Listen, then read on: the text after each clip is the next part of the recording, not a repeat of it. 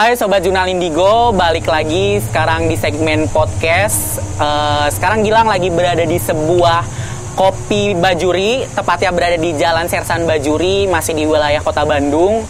Ini tempatnya enak banget buat anak-anak muda yang mau nongkrong, terus suasananya kayaknya fotogenik banget sih di sini gitu kan.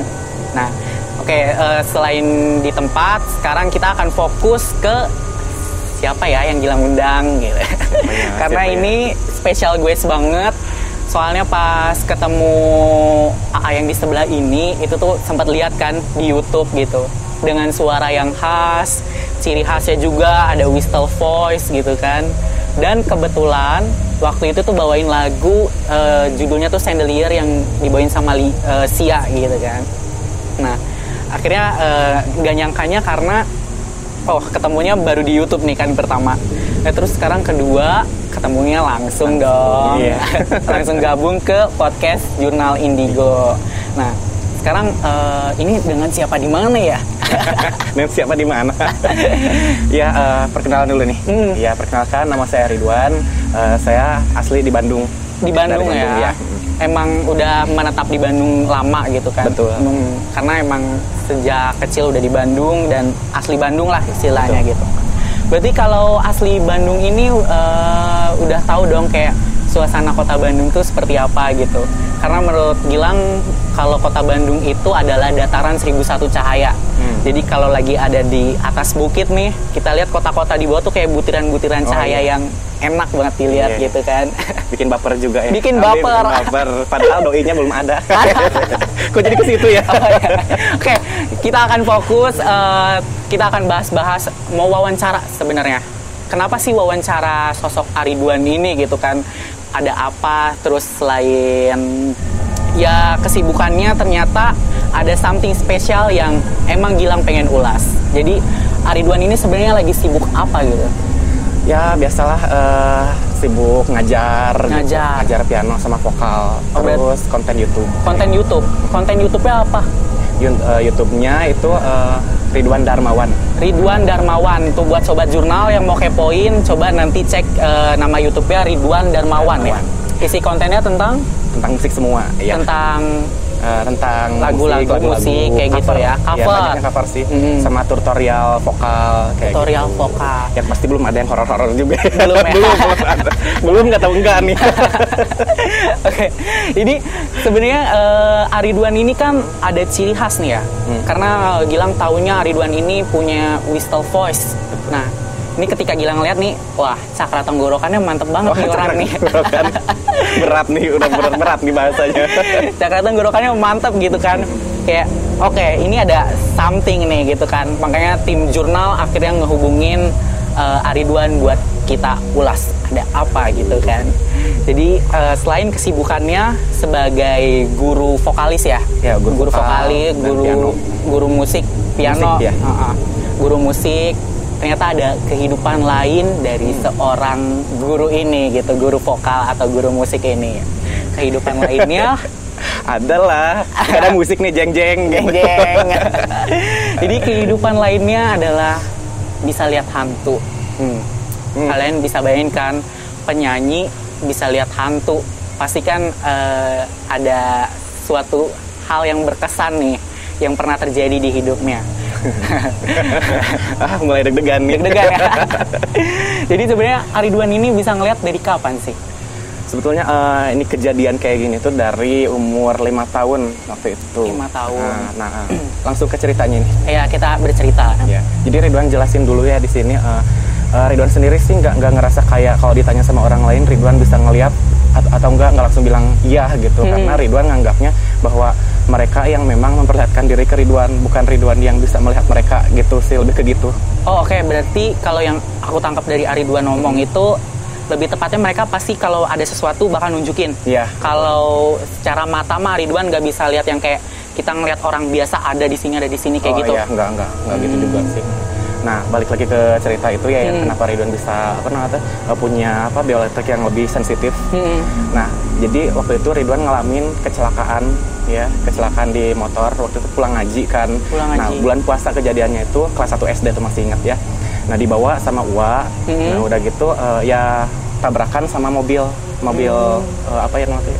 Kalau di Jakarta mah Metro Mini gitu Metro ya. Mini, Kalau di sini nggak tahu namanya apa, yang angkot yang agak gede gitu. Nah, jadi yang Ridwan ingat itu sebelum bergetar bergetar nyeritain apa ya. Santai ya. Jadi sebelum tabrakan Ridwan udah ditarik duluan gitu ya. Jadi yang Ridwan anggap sih itu bukan mati suri, itu ngalamin pertama kali yang namanya astral projection sebelum kecelakaan. Oh, oke. Sebelum kejadian itunya sebelum ya. Tabrakan ya. Nah, pas udah ditarik gitu tabrakan, Ridwan sendiri di udah bukan ngegoler ya, nangkuban gitu ya, udah tengkurap gitu ya. Tengkurap. Nah, katanya sih kan Ridwan cuma lihat kayak gitu, udah gitu kan ke atas kan dibawa tuh ya, sama ada yang ngebawa. Nah, katanya si kulit kepala ini nutupin mata dan udah kelihatan tengkorak di sini. Gitu ya. Nah, singkat ceritanya ada yang bawa Ridwan tuh ya, guru olahraga waktu itu ya, alhamdulillah banget itu ditolongin dan dia tuh ngerti. Jadi si kulit kepala Ridwan tuh selama perjalanan ke rumah sakit tuh ditutup supaya si aliran darahnya tuh nggak keluar semua. Nggak keluar. Ya, kalau misalnya yang nggak ngerti bahwa Ridwan itu ya wallahu alam. Iya. Nah, udah gitu kan Ridwan dibawa ke rumah sakit. Tapi Ridwan nggak tahu ya perjalanan di rumah sakitnya gimana, karena dibawa dulu Ridwannya gitu kayak jalan-jalan. Nah, udah gitu Ridwan ke arah rumah sakit, didorong, masuklah ke Ridwannya lagi, ya bangun-bangun kepala udah diperban kayak gitu. Nah, itu di rumah sakitnya ya. Nah, pas udah gitu, kenapa Ridwan pertama kali Ridwan ngelihat itu pas di rumah, di gudang. Pas di rumah masih pakai perban, terus kepala ngelihat di gudang tuh ada kepala buntung warna hijau. Jadi setiap Ridwan lewat tuh gini dia. Nah, lama kelamaan Ridwan tuh nangis bukan karena Ridwan takut, tapi karena kesel, gak ada yang percaya Ridwan lihat itu teh gitu ya. Ke dulu mah ke mama, ke ayah, ke bibi, ke siapapun gak ada yang lihat, gak percaya. Jadi akhirnya Ridwan nangis lah di situ. Nah, mulai dia hilangnya itu Ridwan ngalamin lagi astral projection pas tidur. Nah, pas tidur tuh Ridwan kan belum tahu ya istilah astral projection itu. Betul. Jadi nyakanya ya udah gak ada gitu ya, udah ngelihat lagi diri sendiri gitu. Nah, ke gudang Ridwan ngelihat si kepala buntung itu. Terus Ridwan berdoa waktu itu tuh masih hafal surat Anas gitu ya. Nah, dikasih tahu surat Anas waktu di TK kan, udah hafal. Nah, Ridwan bacain, si kepala itu kebakar, hilang. Nah, ternyata Ridwan balik lagi nih ke badan gitu ya. Pas turun ke gudang udah nggak ada. Nah, mulai dari situ. Tapi pada saat itu sosok kepala ini wujudnya laki-laki ya. Gilang lihat sih. Kok bisa? Parah ini. Terus juga sebelum Ridwan cerita nih ya, kan sempat ngasih tahu di awal kecelakaan lah ya. Tapi emang Gilang lihat kayaknya ada cedera di kepala nih gitu kan, yang emang ngebangkitin, kita bilangnya mungkin mata ketiga ya. Mata ketiga, sehingga pada saat kejadian itu ya mata ketiga Ridwan sudah mulai aktif gitu. Terus tapi Gilang penasaran nih, kan pas awal astral projection itu ditarik ya katanya. Tapi itu ditariknya apakah ada sesosok yang emang ngedampingin Ridwan? Ada. Dan sosoknya itu Ridwan tahu dari mana, atau sosok yang dari siapa kayak gitu? Enggak, Ridwan lihat itu sosoknya tuh ya, kalau Ridwan ini terka-terka itu laki-laki, cuma kan pakai jubah gitu kan, kita nggak tahu gitu, nggak ngelihat mukanya juga kan, nggak kepikiran karena lihatnya ke bawah terus kan selama perjalanan itu tuh gitu. Terang waktu itu, lihat sosok beliau gitu ya, serba putih kayak gitu. Iya, serba putih. Pas ditariknya gelap banget pokoknya kan. Kalau kita tutup mata tuh kayak masih ada cahaya. Ini benar-benar udah nggak ada gitu. Nah, pas di atas terang, dibalikin lagi gelap lagi, pas buka mata kayak ada lampu gitu, lampu yang benar-benar terang, tapi padahal di situ rumah sakitnya gelap gitu. Nah, ini kan setelah kejadian si kepala buntung ini kan udah selesai nih. Apakah setelah itu Ridwan nih mengalami gangguan-gangguan lainnya dari makhluk-makhluk lain atau gimana? Ya, dari situ mulai banyak gangguan gitu ya. Cuma dulu mungkin masih kecil, jadi dosanya masih kecil juga. Jadi nampakinnya tuh jauh, kayak lihat kuntilanak, kayak lihat pocong yang kayak gitu di sekolah, nampakinnya jauh. Makanya Ridwan tuh nggak ngalamin yang namanya bullying waktu di SD, di SMP, karena Ridwan nggak pernah yang namanya kaget gitu. Ya, mulai karena di SMA kan udah mulai banyak dosa nih ya gitu. Mulai dekat yang nampakin teh, mulai banyak kaget, banyak gimana. Jadi kan teman-teman pada curiga tuh. Untungnya anak-anak di SMA sama pas masa kuliah itu nggak ada bullying kan, mereka udah ngerti. Jadi kesannya mereka tuh kayak lebih melindungi Ridwan lah gitu. Mereka udah lebih ngerti gitu. Oh, berarti pada saat itu emang Ridwan sendiri ketika bercerita mengalami hal-hal supranatural itu ke teman-teman justru melindungi gitu kan, memberi motivasi pada saat itu gitu. Betul ya, karena ya waktu itu Ridwannya juga sudah bisa menjelaskan kenapa nih Ridwan bisa lihat itu, dan ke temen tuh menjelaskan juga kenapa itu bisa ada di situ gitu, si makhluk itu atau kejadian apa gitu. Jadi lebih dihubungin dengan hal yang logis lah gitu supaya bisa lebih diterima. Ini kan kalau dari sisi temen ya, kalau dari keluarga orang tua gitu ya. Nah dari orang tua pas waktu SD SMP gitu ya, kayak bibi ya, orang tua sendiri gitu ya, mereka juga karena Ridwan belum bisa menjelaskan secara logis gitu ya, jadi mereka kayak itu mah titingalieun gitu ya, atau itu mah kawanehan gitu ya. Nah pas udah masuk ke SMA, nah mulai kan Ridwan tuh dari kecil sebetulnya lihat warna di orang tuh. Nah tapi Ridwan baru bilangnya ke mama waktu itu teh. Oke, ngelihat warna ini dari sekitar kelas berapa? Dari pas ini udah kecelakaan, saat itu juga udah bisa lihat warna. Udah lihat warna? Ya, tapi belum dibilangin ke orang gitu. Gitu, jadi semacam memang semua orang ada yang kayak gini gitu.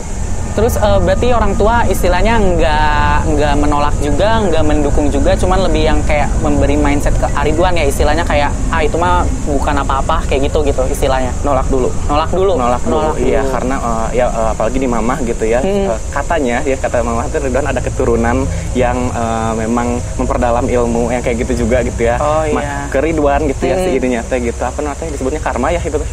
Bisa jadi karma ilmu, atau gitu. penitis ilmu gitu. Titisan, nah gitu. Nah si mamanya nggak setuju karena pengen Ridwan sama aja lah kayak yang lain, normal. Gitu ya.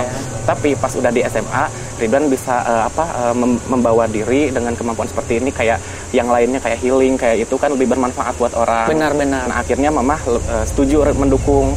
Malah Ridwannya nih yang sekarang yang agak berat untuk bawa ini gitu. Berat ya, karena emang berbalik gitu. Tanggung jawab sih ngebawa setiap apapun yang ibaratnya ini kita give ya, apapun gitu harus kita ada pertanggungjawaban yang emang harus diselesaikan gitu. Dan waktu itu ada sempat ini nggak sih kayak orang tua, ayo ruqyah ini nggak bener gitu, atau ketempelan jin atau apa kayak gitu? Enggak ya? Enggak. Lebih ke lakukan hal yang seperti biasa aja gitu kalau dulu gitu. Untuk mengalihkan. Jadi bisa kita katakan masa kecil Ridwan ini sebenarnya suram, biasa aja atau gimana nih? Atau excited? Apa ya, kalau Ridwan sendiri simpulkan suram enggak, kayak excited. Nah itu excited ya. Excited aja sih. Pasti seiring bertambahnya umur ada sesuatu yang nambah nih. Ada nggak? Yang nambah kemampuan lain selain ini gitu, interdimensional. Oke. Jadi pas waktu kuliah Ridwan kan sempat ada berantem sama orang gitu ya.